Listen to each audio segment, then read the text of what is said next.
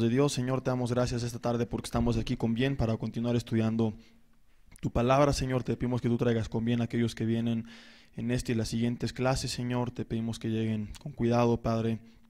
Ponemos en esta hora este mensaje pidiendo tu dirección, Señor, pidiendo que tú nos des fuerzas y entendimiento, Padre, que nuestra mente pueda estar al 100% enfocada y concentrada en tu palabra, Señor, que podamos aprender, Padre, también empezar a desarrollar respuestas, Señor. A veces nos presentan argumentos, Padre, que no necesitamos investigar, basta con razonar un poquito y meditar y podemos tener la respuesta, Señor. Te pedimos que así todo nuestro entendimiento y nos empecemos a acostumbrar, Señor, a también a buscar nuestras respuestas, a buscar conclusiones a estos argumentos falsos que estamos estudiando que hay en contra de tu palabra. Pedimos que tú nos guíes en esta hora, Señor, únicamente a través de tu Espíritu Santo. Toda presencia ajena al Espíritu Santo de Dios, toda posible opresión la cancelamos en esta hora y declaramos libertad, Señor. Te pedimos que únicamente seas tú tomando todo el control, Señor. Te damos gracias por esta hora. Nos ponemos en tus manos para este mensaje. En el nombre de Jesús. Amén. Y bueno, vamos al siguiente tema. Los que no vinieron hace 15 días, que fue el último, terminamos ya con los argumentos en contra de la Biblia en cuanto a la hipótesis documentaria que había del Antiguo Testamento, que abarcó desde argumentos en contra de la Biblia segunda parte hasta argumentos en contra de la Biblia séptima parte. O sea, fueron seis temas acerca de esta hipótesis documentaria, y ahora vamos a ver un tema que únicamente nos va a llevar la clase de hoy, cuando mucho la de hoy, la de dentro de 8 días, que es argumentos en contra de la Biblia. Es la octava parte, y ahora vamos a ver la crítica bíblica que se hace al Nuevo Testamento, ¿verdad? Vimos ya la del Antiguo, que es pues un análisis que en teoría tenía que ser imparcial, tenía que ser parejo, no inclinarte hacia al lado de que todo es bonito y verdadero, pero tampoco al lado de que todo es falso.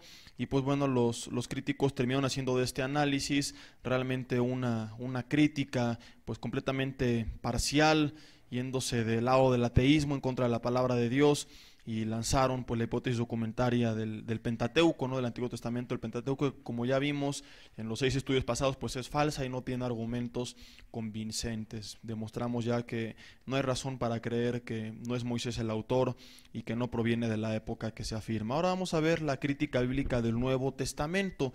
También en teoría es un estudio pues sin inclinación ni a ayudar ni a perjudicar, pero pues es común, ¿verdad?, que los críticos no puedan respetar esto y terminen inclinándose hacia un ataque radical. Y de igual forma, al igual que con el Antiguo Testamento, pues vamos a ver que hay una hipótesis documentaria que elaboraron los críticos radicales, que es más corta que la crítica del Pentateuco, pero es igual de falsa, igual de destructora. ¿Qué enseña esta crítica? Vamos a ver primero las bases, un resumen de lo más importante. Esta crítica de las fuentes del Nuevo Testamento, pues para empezar, al igual que el Antiguo Testamento era del Pentateuco, esta es de los evangelios nada más. Es lo que ellos se limitan, ¿verdad? Los evangelios fueron escritos, y es ahí donde parte todo, 25 años después de la muerte de Cristo, por ahí del 55 aproximadamente, hasta antes del 100 se termina todo el Nuevo Testamento. Y bueno, esta es la base de ellos, ¿verdad? Que no se escribió luego cuando Cristo muere, sino 25 años después. Durante esos 25 años, ¿qué pasó? Que todo el material que tenemos en los evangelios fue transmitido mediante lo que se conoce antes como la tradición oral, de boca en boca, ¿no? Los hechos de Jesucristo, las palabras se predicaban únicamente de manera hablada en las iglesias. No hubo durante 25 años pues documentos escritos. Hemos explicado por qué, no era muy común, aunque después lo plasman por escrito, pero no es como hoy que tenemos imprentas y que tenemos plumas y cuadernos y todo el mundo sabe escribir. En esos tiempos no. Por lo tanto, durante mucho tiempo hubo una tradición oral hasta que finalmente fueron puestos por escrito. La crítica de las formas lo que intenta es explicar qué pasó en esos 25 años, intenta llenar este espacio. Los promotores de esta crítica pues ahora lanzan la hipótesis de que los evangelios se juntan formando una variedad que según ellos había de pequeñas unidades, de pequeños episodios de la vida de Cristo y de las enseñanzas de Jesucristo que circulaban en la iglesia independientemente. Según los críticos es así como tenemos ahora los evangelios, o sea, cada parábola, cada enseñanza, cada historia de Jesús no estaba narrada con una continuidad como la tenemos hoy en los evangelios, evangelios, sino que eran unidades independientes. De repente por aquí una iglesia tenía la parábola de los talentos, y otra el sermón del monte, y otra tenía cuando Jesús sana a la suegra de Pedro, y así diferentes unidades, y un día deciden juntarlas, las ponen por escrito y tratar de formar una historia en base a estas unidades independientes, ¿verdad? Según los críticos, estas unidades llegaron a formar, a tomar la forma de varios tipos de literatura folclórica, o sea, de mitos, de leyendas. Llegaron a ser alteradas hasta el punto de no saber qué era cierto, qué no era cierto.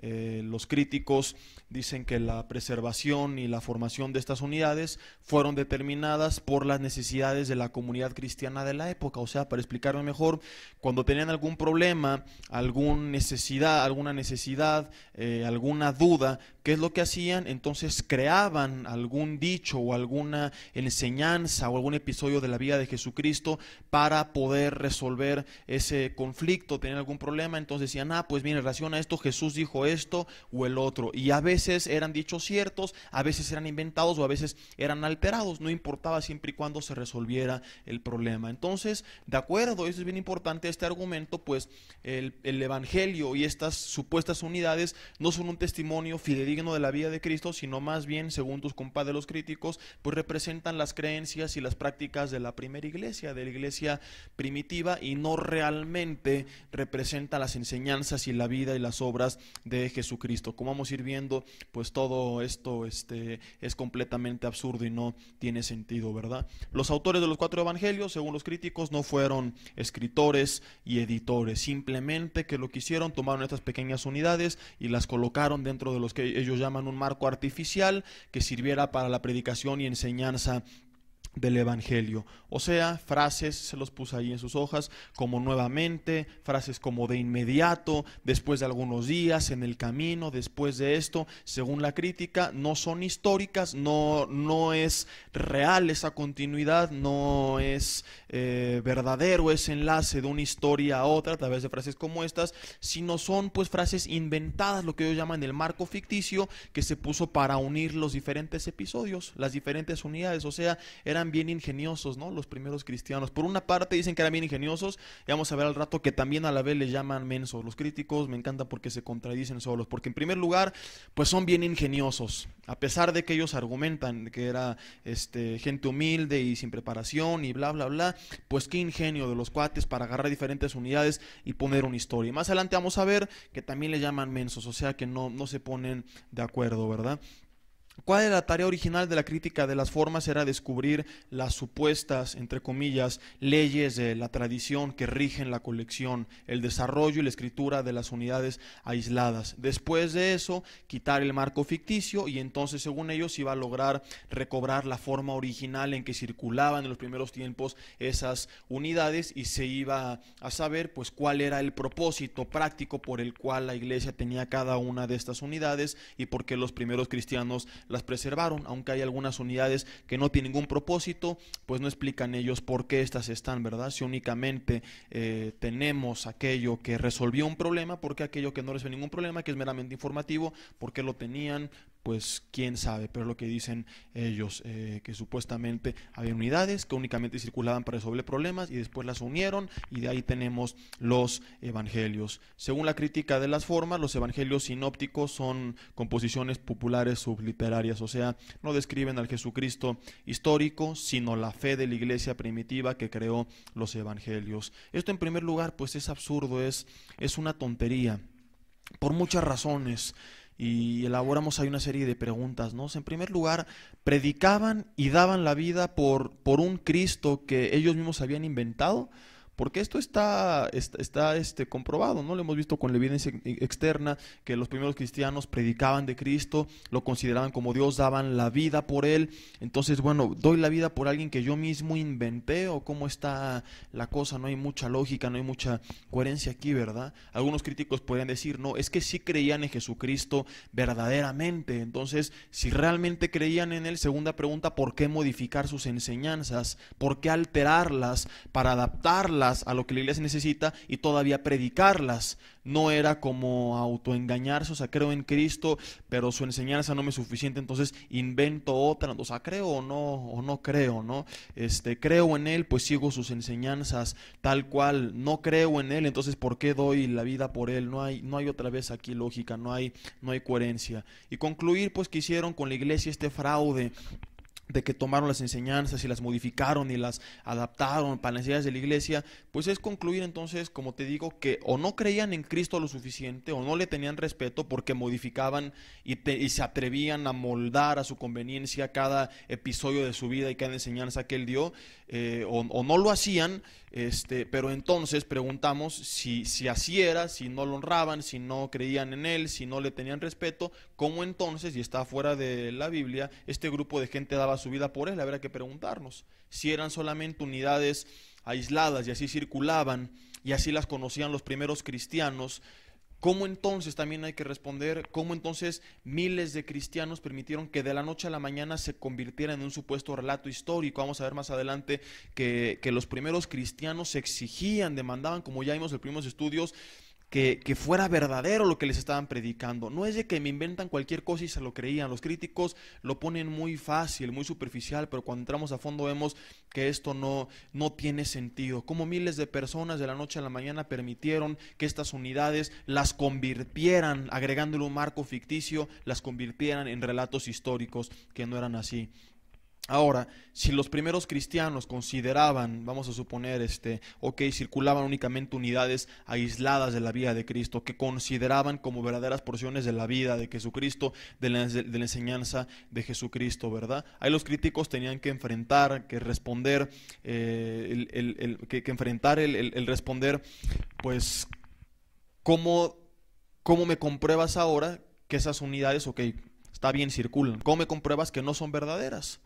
Está bien, vamos a suponer, no fue así, ¿verdad? Los evangelios, como vamos a comprobar durante este y tal vez el siguiente estudio, fueron escritos de manera completa, de un solo jalón, por así llamar el término, por los autores. Pero aunque hubieran circulado, como ellos dicen, en principio en pequeñas unidades aisladas, ¿cómo compruebas que son inventadas? ¿De dónde sacas esto? O sea, no hay base. ¿Cómo compruebas que no realmente esas unidades eran las palabras de Jesucristo, las enseñanzas de Jesucristo, y después las pusieron por escrito? No tienen respuesta, ¿verdad? Ahora, si hubiera sido así, si los primeros cristianos las consideraban como pequeñas porciones aisladas, pero que hablaban de la vida y enseñanza de Jesucristo, pues no hubieran permitido que se metieran de ese marco ficticio. Si ellos consideraban estas porciones como de parte de Dios, que hubiera pasado, pues así las dejamos y punto.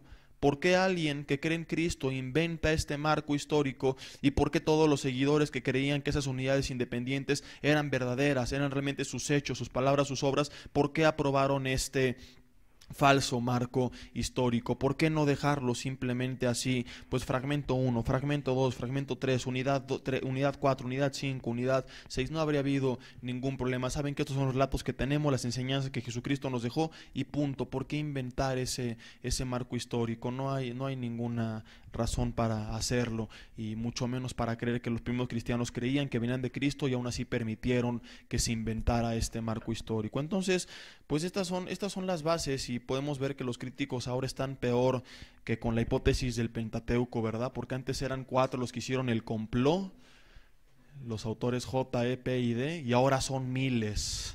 ¿No? Son los testigos oculares, los apóstoles que estuvieron con Jesucristo, los testigos que vieron cómo eran las cosas y permitieron que se modificara. Cuando veremos al rato que se exigía en esos tiempos que no fuera así, tenías que hablar algo y tenía que haber testigos para comprobar la veracidad de lo que había, dado que circulaban muchos mitos. Pero bueno, están ahí los autores y los testigos oculares que se callaron, y tenemos a los líderes de la iglesia junto con todas las ovejas que permitieron, sabiendo que tenían únicamente unidades aisladas de las vidas de Jesucristo, permitieron que de repente se les inventara un marco histórico y les cambiaran la historia. Es una tontería esto, pero es lo que dicen. Es un complot de miles de personas, más todos los autores externos fuera de la Biblia que hablaban de los evangelios, que hablaban de las cartas de Pablo, de los otros autores del Nuevo Testamento, pues que también supieron lo que pasó, porque obviamente si así hubiera circulado la gente lo hubiera sabido, ¿no? Y es otro de los puntos que vamos a ver más adelante. Habría evidencia externa que dijera cómo estaban las cosas, pero no la hay. Toda la evidencia externa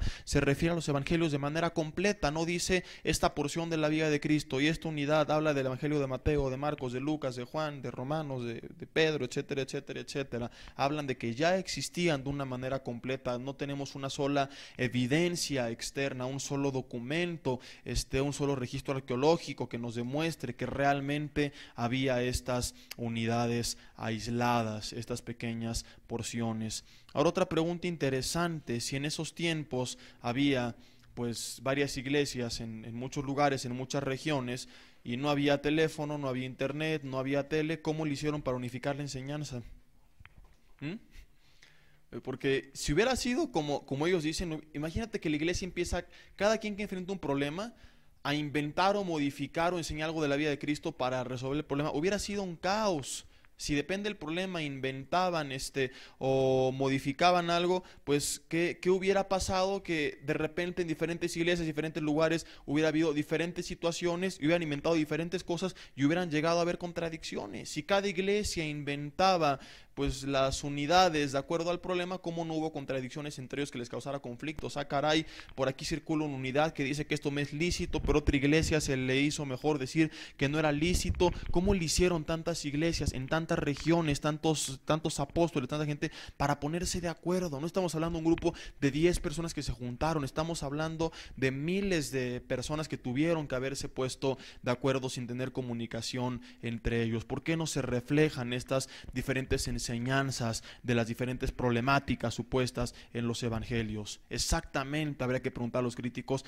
cuál de todas las iglesias o cuáles son el grupo que elaboraron estas porciones que después se unieron en un marco histórico ficticio, y por qué las otras iglesias al ver esto no dijeron nada. Este argumento no tiene sentido entonces si lo vemos desde el punto de vista de la lógica. Podemos seguir haciendo muchas preguntas. Y es bien importante pues muchas veces empezar a meditar, ¿no? A pensar, cuando nos digan cosas como estas, pues con tantito razonamiento podemos darnos cuenta qué es cierto y qué no es cierto. Y aquí, sin tener que investigar mucho, que lo vamos a hacer, vamos a ver ahorita las respuestas de los diferentes teólogos que dan. La siguiente semana seguramente también lo veamos, aunque no sé, porque vamos a ver un módulo dedicado al 100% a la vida de Jesucristo, a su historicidad, a su veracidad, y estoy todavía viendo si ponemos uno la semana que entra nada más para responder este tema, o dejamos eso pendiente para todo el módulo. Pero aparte de las respuestas de ellos, pues podemos sacar razonamientos como estos, ¿no? Que yo los meditaba cuando me ponía a pensar en todo lo que tuvo que pasar para que se llevara a cabo lo que los críticos dicen. Pues te das cuenta que es ilógico. Pero así es, mucha gente prefiere creer tonterías sin sentido a creer lo que está claramente visible, ¿no? Como Pablo dijo en Romanos 1:19, vamos a leerlo. Romanos 1, capítulo 19, capítulo 1, versículo 19 hasta el 25.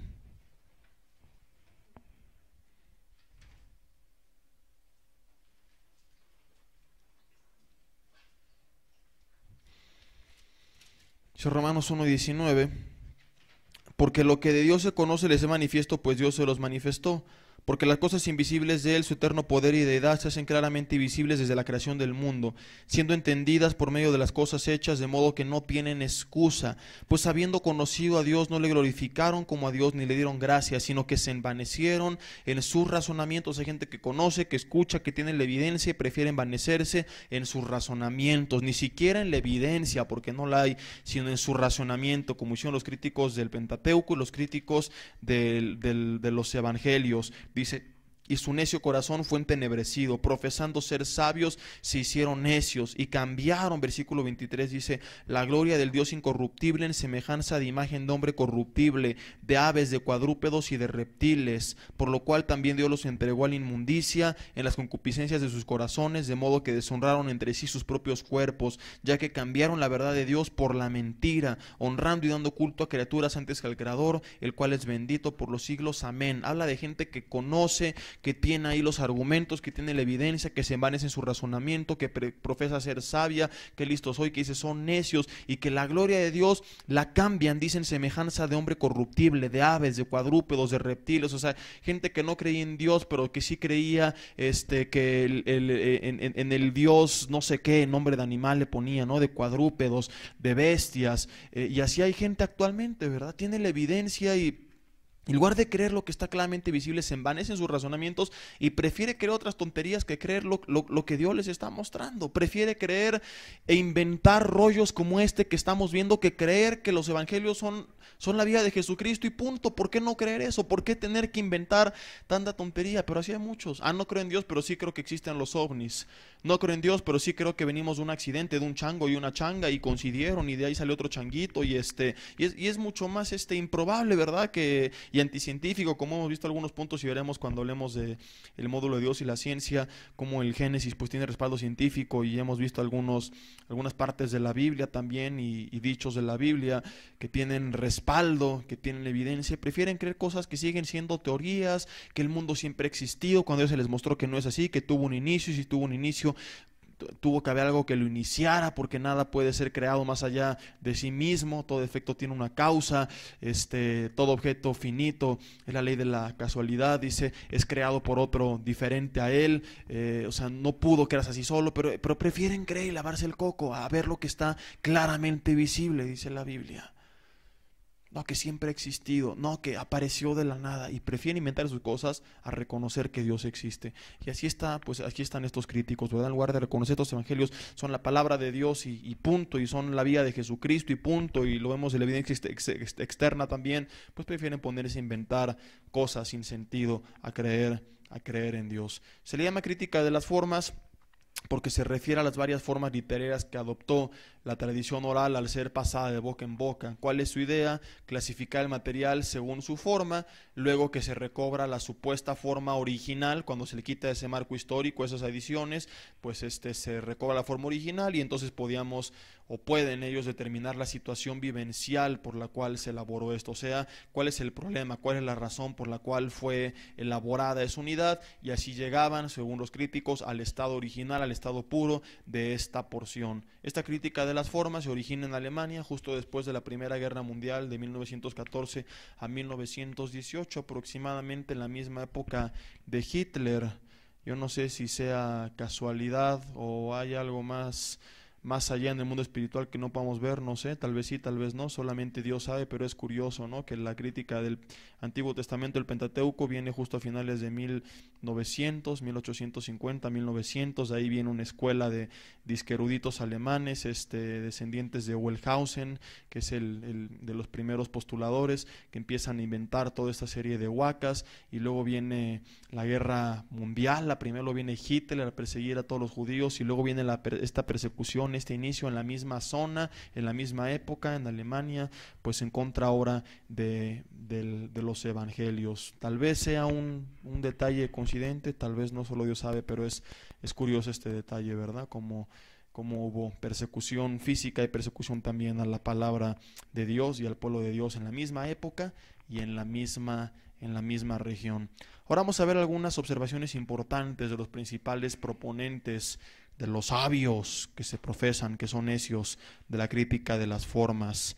Tenemos en primer lugar a tu tío, Martín Dibelius, o Dibelius, quién sabe cómo se diga, ¿verdad? Con el que te discipulabas. Dice que los evangelios no tratan de describir la persona de Jesucristo. Si este es el caso, dice él, entonces no debemos hacerle estas preguntas a la tradición preservada en los evangelios. No preguntes del carácter, de las cualidades, de la persona, de la vida, de las obras de Jesucristo, porque no la vas a encontrar, dice él. Pero si tú los estudias para obtener información acerca de cualidades de la persona, del carácter de Jesucristo, pues no vas a encontrar nada. Ahora, esto es completamente falso. Quiero pedirles que tantito no lean sus hojas. Quiero que nos acostumbremos cuando hagamos preguntas o algo que traten de dar así respuestas. Hay muchas que sí se necesita, ¿no? Que te las digan. Cosas de arqueología, pues no somos arqueólogos ninguno de nosotros. Cosas de la ciencia necesitamos investigar, ¿verdad? No crean que las lecciones yo agarro y, Señor, revelación divina, se obtienen estudiando también y resumiendo y todo. Pero hay cosas que sí podemos nosotros sacar conclusiones, como las primeras preguntas y como esto, sobre todo cosas de la palabra que conocemos, pues podemos discernir y darnos cuenta y dar respuestas. Dice en primer lugar este cuate, Martín Dibelius, que los evangelios no nos sirven para conocer el carácter de Jesucristo, porque eran diferentes unidades aisladas que no tienen el fin de reflejar y enseñar a la persona de Cristo, sino únicamente pues se elaboraron por la conveniencia de la iglesia, y por eso no tenemos ni la historia de Jesucristo más que la pasión, vamos a ver ahorita también más adelante, y tampoco tenemos su carácter, porque no era el propósito. La iglesia no le interesaba reflejar el carácter de a quien seguían, le interesaba únicamente amoldar sus enseñanzas y usarlas para su propia conveniencia. Solamente de reojo, sin hacer un estudio muy profundo, podemos empezar a recordar muchos atributos, no solamente atributos, ¿no? Omnipresente, omnisciente, poderoso, sino cualidades del carácter de Jesucristo. Por ejemplo,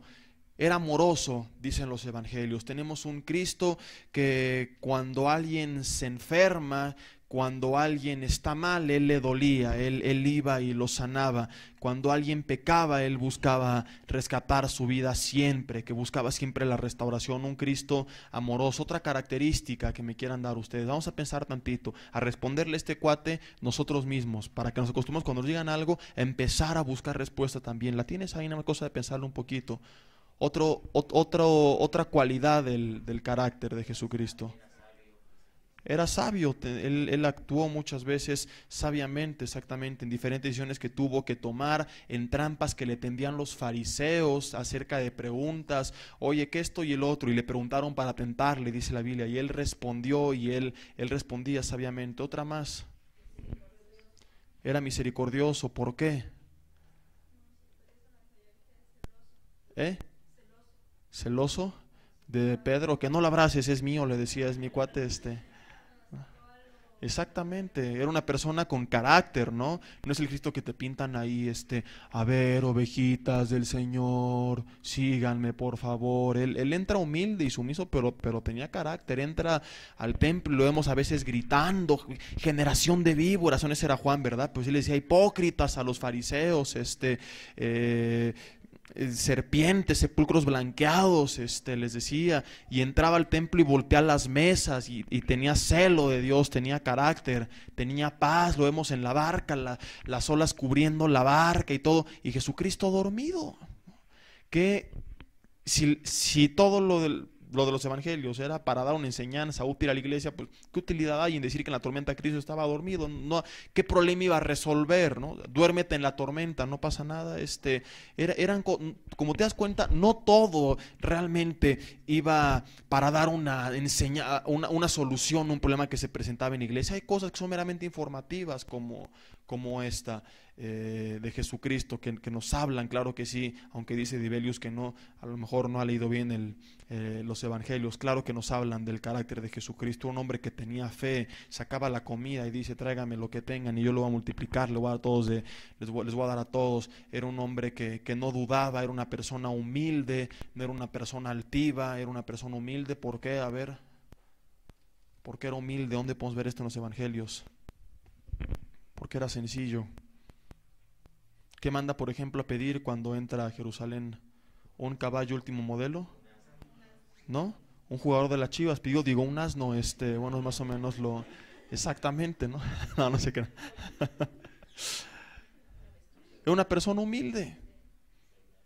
Él no andaba con grandezas, y mira que tenía Judas, que era un tesorero, o sea, tenían cierta cantidad que tenía que tener un hombre administrando los bienes de tiempo completo, pero era humilde, era dadivoso. Cuando termina de predicar, no dice ya que le lleguen todos, ¿no? Los discípulos le dijeron, ya despídelos, que Jesús dice, no han comido todavía y el camino es largo, siéntenlos y les das de comer. Era una persona justa, él actaba siempre con justicia, era manso cuando le perseguían y todo, le respondía fuerte, pero nunca se puso al tiro, ¿verdad? No, que Señor, que les caiga fuego del cielo los desgraciados. En la cruz dice, Padre, perdónalos porque no saben lo que hacen. Era obediente, él vino a obedecer a su Padre, incluso a las autoridades. Cuando a Pedro le llegan a exigir exigir que pagara la porción correspondiente a los impuestos. Jesús dice, ve y avienta la caña en el mar y va a sacar un pescado, y van a estar lo que eran los 2 o 3 dracmas que tenía que pagar de impuestos, y ahí donde dice, da al César lo que es del César y a Dios lo de Dios. Era un hombre que se sujetaba a las autoridades, que era justo, que era sabio, ya lo dijeron, etcétera, etcétera, etcétera, etcétera. Les prometo que esta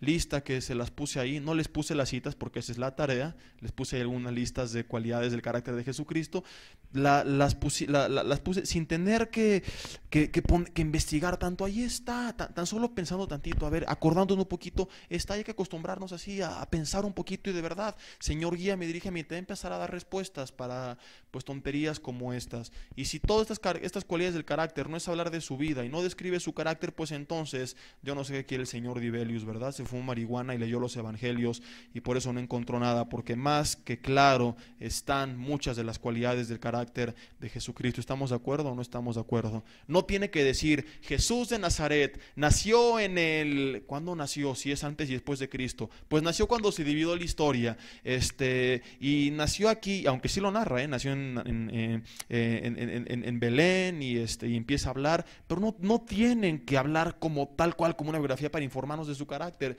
Y era gozoso, y era obediente, y tenía amor. No, basta con describir hechos para enseñarnos cómo él era. Dice también este crítico que la vida de Jesucristo solamente tiene un relato completamente unido, que es la pasión, cuando Él muere, cuando Él resucita, pero fuera de eso, alega él, no narra una descripción de la vida de Cristo, sino solamente párrafos cortos que después son unidos y se forman los evangelios. ¿Por qué narra solamente la pasión? Porque lo demás son destellos de su vida, son destellos de la enseñanza, de sus palabras, de sus obras, porque a lo que vino principalmente, pues es a lo que la Biblia narra de manera detallada, a morir por nosotros, a rescatarnos con su vida, a pagar la paga que nosotros tenemos por el pecado, que era la muerte. Él viene a borrar el pecado con su sangre, Él viene a resucitar, a mostrarnos que hay una vida después de esta vida. Es lo principal lo que Él vino, y por eso es lo único que la Biblia narra de manera detallada y continua. Él no vino a enseñarnos cómo tiene que ser un niño, cómo tiene que ser un joven, cómo tenemos que masticar. Eran parte de su enseñanza,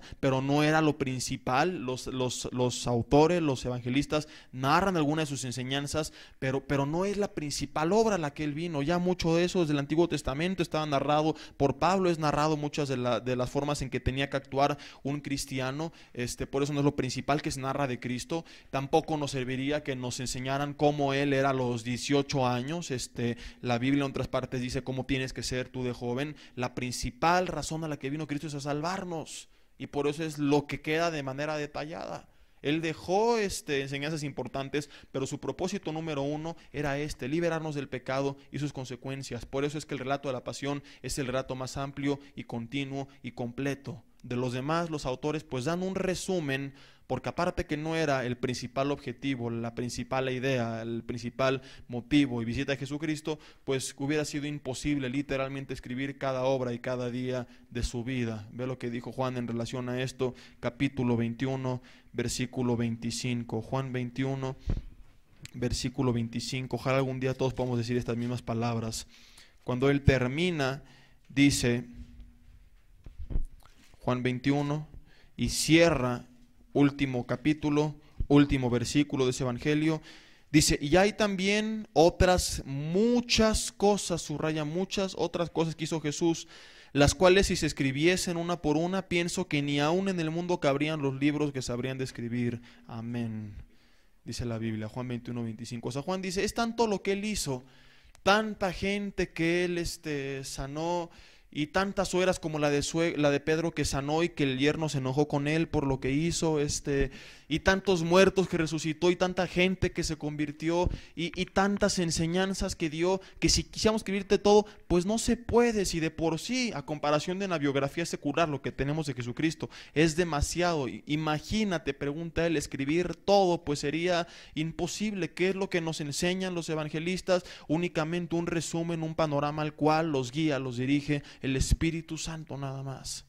Pero no pueden poner todo, porque dice, es tanto que no va a caber. Está en chino y en japonés y en guatemalteco y en todo lo que quieras. No se puede, ¿no? Y ojalá algún día podamos decir así nosotros, ¿no? Cuando nos preguntan, dime una maravilla que ha hecho Dios en tu vida, dime algo que Dios te haya hablado. A veces tenemos que pensar, ay, ¿qué ha hecho Dios en mi vida? Pues una vez me sanó de la gripa y el pie plano y te mintieron y lo tenías plano, pero te hicieron creer que sí, que ya Dios te sanó y todo, y sabes que Él quiere que como los apóstoles nos metamos tanto con Él, que lo conozcamos tanto, que Él empiece a hablarnos y a mostrarnos y revelar Imagínate, 3 años y medio caminando con Él, veían y veían y veían y escuchaban, que dicen, ¿por dónde empiezo?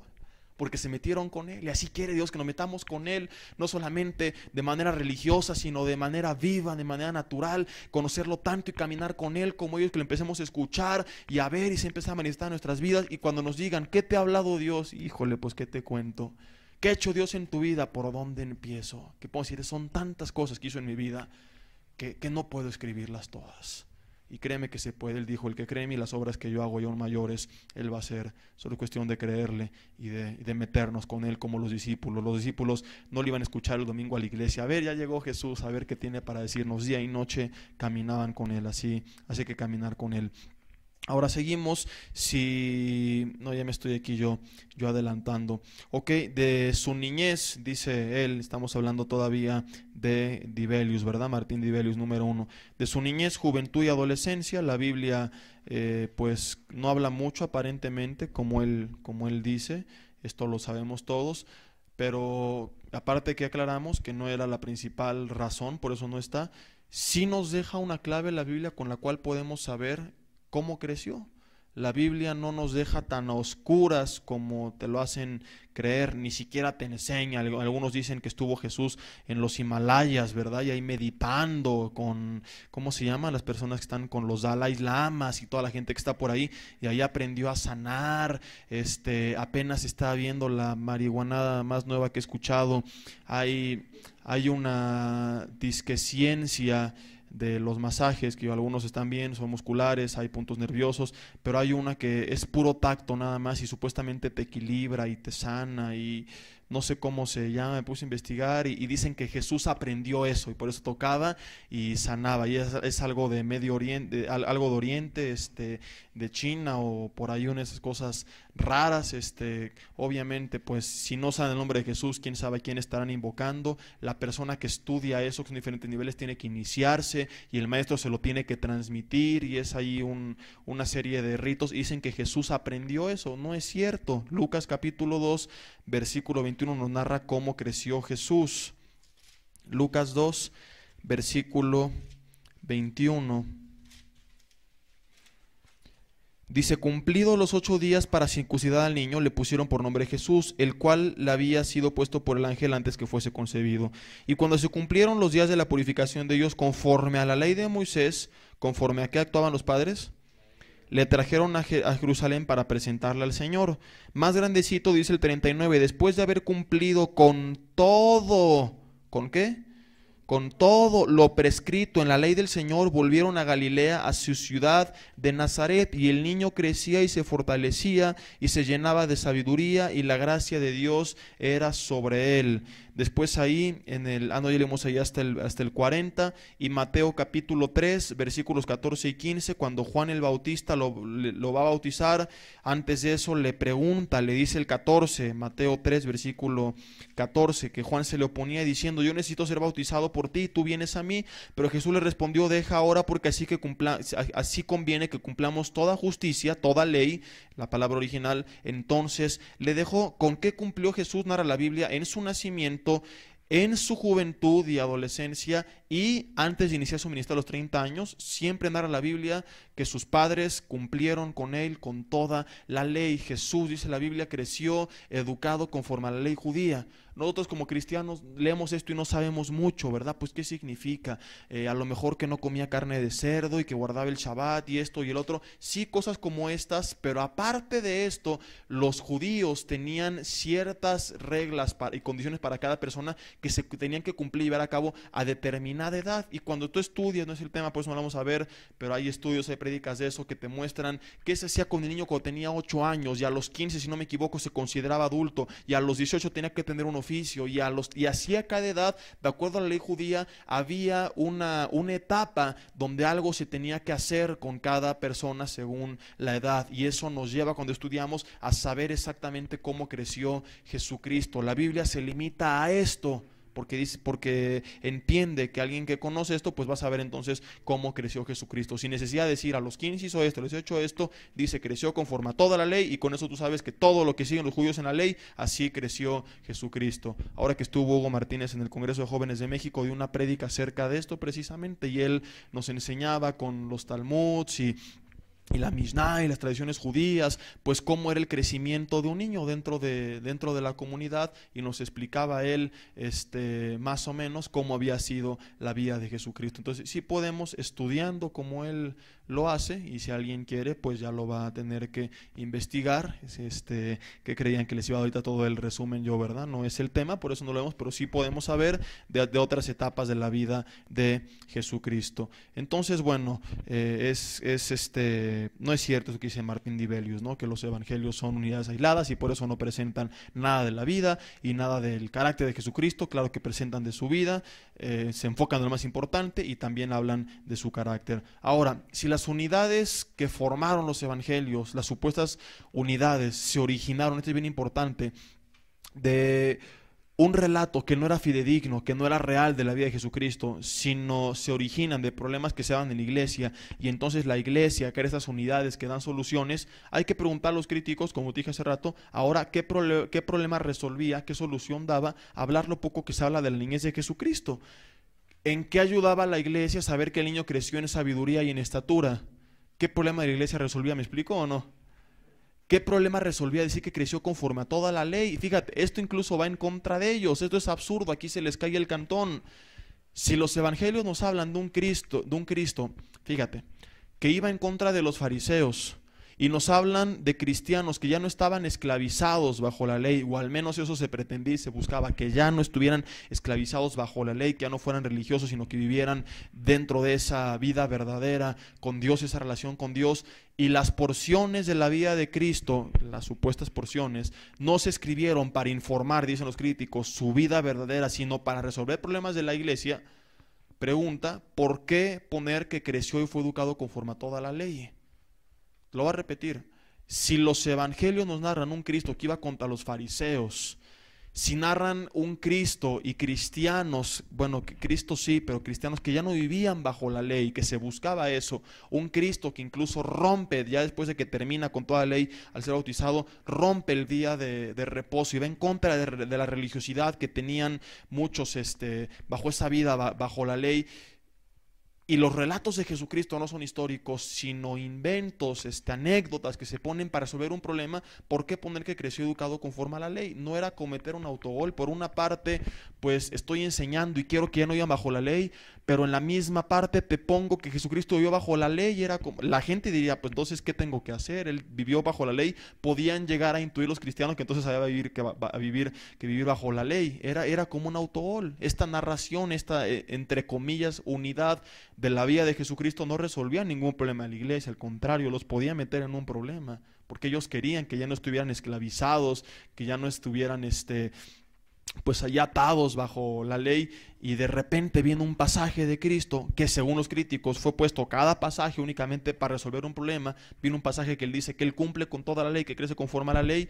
Pues estarían cayendo en cuanto a la enseñanza en un problema muy fuerte, ¿no? Muchos cristianos podrían haberse destrampado y decir, no, ¿sabes qué? ¿Cómo me quieres decir que yo no tengo que vivir así, si Cristo pues lo hizo al menos durante su niñez y juventud y hasta que inicia su ministerio, ¿verdad? Obviamente sabemos nosotros que Él lo hace porque para ser un cordero sin pecado, un cordero inmolado, para perdonarnos, tenía que ser perfecto, tenía que cumplir con toda la ley de Dios. y termina de cumplir la ley cuando él es bautizado. Entonces puede morir como un cordero sin mancha. Y ya después abuela el día de reposo y come espigas y se surta a los fariseos y todo, pero hasta que él inicie su ministerio, él cumple con toda la ley para ser presentado como un cordero que cumplió con toda la ley, y Dios pone la ley para enseñarnos que ningún ser humano podía cumplirla y es únicamente Cristo quien la cumplió, ¿verdad? Entonces, pues bueno, esta narración, esta unidad de la vida de Cristo no resolvía ningún problema. ¿Por qué entonces está escrito? Porque no es cierto que las descripciones de Jesucristo son unidades que se pusieron para resolver algún problema o alguna situación, sino que son descripciones fidedignas. Hay muchas unidades como la que te conté hace rato, que Cristo estaba dormido, que no resuelve ningún problema. Si quieres tú poner más como ejemplos, ponte a analizar que otras descripciones de Cristo pues no tienen ningún propósito, que son meramente informativas, y pregúntate por qué entonces incluirlas. Otras como el ejemplo que ya citamos, o el otro de la barca, de la ley, que hasta podía meterlos en un conflicto. ¿Por qué entonces incluirlas? Y supuestamente todas las unidades tenían que tener un propósito práctico para la iglesia. En segundo lugar tenemos a Vincent Taylor y Rudolf Woodman, que yo te lo puse más adelante. Dicen ellos que la crítica de las formas opera sobre la base de que los materiales de los evangelios pueden, según ellos, dividirse en grupos. Luego estos grupos se identifican en estructura y la forma que exhiben, y estas evidencias nos entregan pistas en cuanto a la manera que se desarrollaron en el periodo preliterario. Las diferencias surgieron de la manera en que los elementos de los evangelios, dicen ellos, fueron usados a diario en la iglesia como material para predicación, para enseñanza y para propaganda misionera. Según él, la iglesia no registró la historia de Jesucristo, también es otro argumento absurdo, porque no le importaba el pasado sino el futuro. Dicen ellos que estaban con los ojos puestos en los nuevos cielos y en la nueva tierra, creyendo que Cristo regresaría pronto. Taylor dice que las historias se conservaban no tanto porque un individuo las considerara interesantes, o sea, daban la vida por él, pero no lo consideraban interesante, ¿verdad? Es otra tontería, pero bueno, así lo dicen, sino porque ministraban, por eso se conservaban las historias, porque ministraban, dice Taylor, las necesidades de los primeros cristianos en la comunidad. Entonces Jesucristo pues se convierte en el producto del cristianismo y ya no es más el creador del cristianismo, de la fe cristiana. Ahora es el invento, el método a través del cual hacen las enseñanzas y no el que lanza las enseñanzas, ¿verdad? Dibelius concuerda con Taylor afirmando que los primeros cristianos no estaban interesados en informar a la humanidad acerca de la vida y pasión de Jesucristo de una manera objetiva. Lo que pretendían, según estos par de locos, marihuanos, chiflados, era solamente ganar para Jesucristo el mayor número de personas posibles en la última hora, justo antes del fin del mundo, que los discípulos creían que estaba cerca. Es cierto que querían ganar el mayor posible número de almas. No es cierto que a ellos no les interesaba dejar un registro histórico y que ya estaban esperando el fin del mundo y que los primeros cristianos no estaban interesados en la historia. Si así fuera, pregúntale, señor Dibelius y Taylor y el otro Bullman, parece nombre de perro, ¿no? ¿Cuál es el perro que es más o menos algo así de man? Doberman, ¿no? Así es este cuate. Habría que preguntarles por qué uno de los autores de los evangelios, esto no lo dicen, o sea, igual que con el Antiguo Testamento dicen lo que les conviene. ¿Por qué Lucas, autor de Lucas, de este fraude, que no le interesaba al señor Lucas dejar un registro histórico, que únicamente pues querían poner unidades de las diferentes actitudes y enseñanzas de Jesucristo, pero ya están esperando el fin del mundo y no les interesa dejar un registro histórico? ¿Por qué el mismo Señor escribe el libro de los Hechos? ¿Y qué es lo que narra el libro de los Hechos? ¿Estoy loco o es historia? La historia de los primeros cristianos.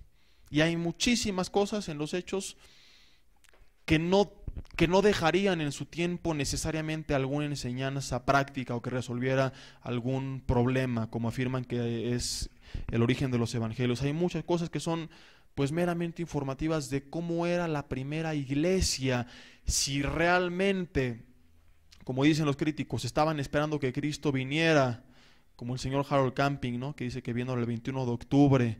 Ya nos queda, que estamos julio, agosto, septiembre, octubre, o sea, justo cuando estemos a la mitad del de arqueología o al principio, no vamos a terminar según él, ¿verdad?